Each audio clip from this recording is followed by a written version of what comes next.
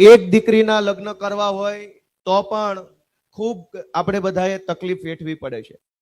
પૈસાથી લઈ, મેનેજમેન્ટથી લઈ, મહેમાનોને આમંત્રણ આપવું, જમણવારની વ્યવસ્થા કરવી, અનેક વ્યવસ્થા કરવામાં આપણે કેટલા બધા દિવસોના દિવસો લાગતા હોય છે માત્ર એક દીકરીના લગ્ન કરવામાં. પણ રાજુભાઈ વર્ષો વર્ષ અનેક દીકરીઓના લગ્ન કરાવે છે અને એક પાલક પિતા બનવાની ભૂમિકા ભજવે છે.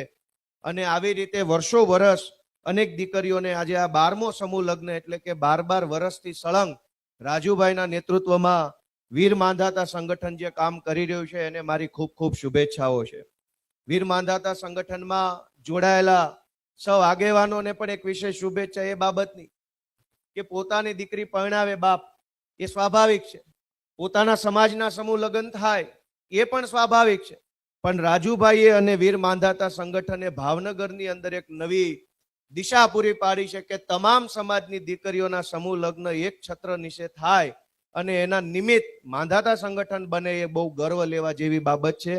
આજે આ સર્વજ્ઞાતિ સમૂહ લગ્નના આયોજન પાછળ દિવસ રાત અથાગ મહેનત કરનારા માંધાતા સંગઠનના સૌ સૈનિકો, આ સમૂહ લગ્નને સફળ બનાવવા માટે જેણે પણ તન મન અને ધનથી યોગદાન આપ્યું છે એવા સૌ દાતાઓને હું મારી શુભેચ્છા પાઠવું છું.